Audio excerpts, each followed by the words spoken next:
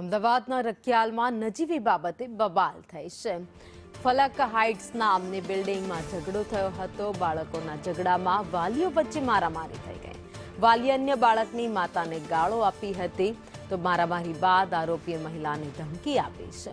મહિલા પર એસિડ ફેંકવાની ધમકી આપવામાં આવી. રખિયાલ પોલીસે 4 આરોપીની ધરપકડ કરી આગળની તપાસ હાથ ધરી છે, જેમાં મહેબૂબ પઠાણ, ગુફરાન પઠાણની ધરપકડ કરાઈ છે તો ગુલસાદ પઠાણ અને આઝમ ખાન પઠાણની ધરપકડ કરવામાં આવી છે. મારામારીની સમગ્ર ઘટના સીસીટીવી કેમેરામાં કેદ થઈ છે.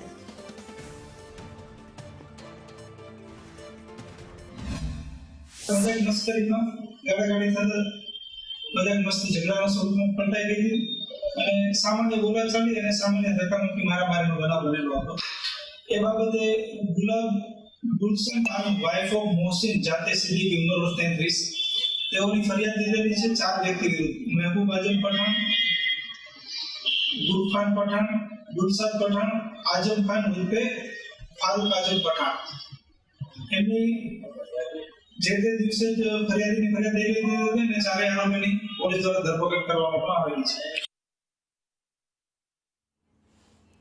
તો અમદાવાદની રખિયાલ વિસ્તારની આ ઘટના સામે આવી છે, જ્યાં બાળકો વચ્ચે નાની એવી બોલાચાલી હતી અને ઝઘડો જોતજોતામાં એટલું મોટું સ્વરૂપ ધારણ કરી લીધું, જ્યાં મોટા વચ્ચે વાલીઓ વચ્ચે બવાલ થઈ ગઈ.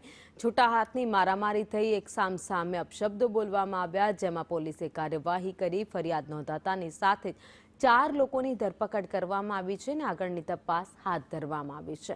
રખિયાલ વિસ્તારમાં જે બનાવ બન્યો ત્યારબાદના દ્રશ્યો છે, સીસીટીવી ફૂટેજ સામે આવ્યા છે. ઘટના બનતાની સાથે જ લોકોના ટોળે-ટોળા હતા. સોસાયટીઓમાં એ ઘટના સ્થળ પર ઉમટી પડ્યા હતા અને લોકોએ તેમને છોડાવવાનો પ્રયત્ન કર્યો.